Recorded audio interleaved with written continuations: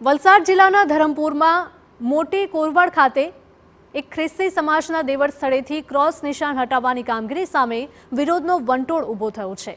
ડુંગર પરથી ક્રોસ હટાવવા માટેની રજૂઆત બાદ હવે આદિવાસી સમાજે મોરચો માંડ્યો છે।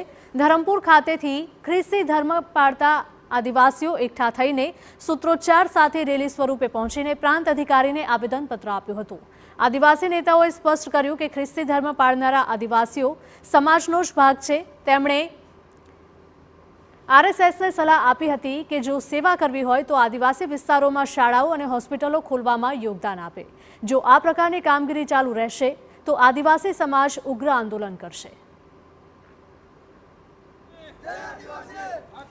તો બીજી તરફ આક્ષેપોનો જવાબ આપતા વલસાડ ભાજપ આદિજાતિ મોરચા મહામંત્રીએ કહ્યું હતું કે આદિવાસી વિસ્તારોમાં વર્ષોથી વટાળ પ્રવૃત્તિ ચાલે છે। ખ્રિસ્તી બનેલા આદિવાસીઓ પછી આદિવાસી પરંપરા કે રિવાજોને માનતા નથી। સાથે જ તેમણે કહ્યું કે આદિવાસી સમાજે બિરસા મુંડા ભગવાનની પૂજા કરતા આવ્યા છે અને બિરસા મુંડા ભગવાન એ જ અંગ્રેજો અને ખ્રિસ્તી મિશનરી સામે આંદોલન ચલાવ્યું હતું।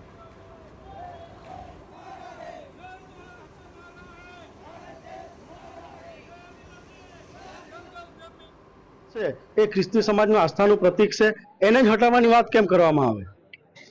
એ જ જગ્યામાં અન્ય દેવી દેવતાઓના પણ સ્થાનક છે, અમને એનો કોઈનો વાંધો નથી। અમારા લોકો ખ્રિસ્તી ધર્મ પણ પાળે છે, અમારા જ લોકો મુસ્લિમ ધર્મ પણ પાળે છે, અમારા જ લોકો હિન્દુ ધર્મ પણ પાળે છે, તો પછી આ ફક્ત એક જ સમાજને કેમ ટાર્ગેટ કરવામાં આવે છે? આવેદનપત્રમાં અમારી એક જ માંગ છે કે આ જે ક્રોસ છે એને અહીં જ રહેવા દેવામાં આવે, કારણ કે આ ખ્રિસ્તી સમાજનું આસ્થાનું પ્રતીક છે।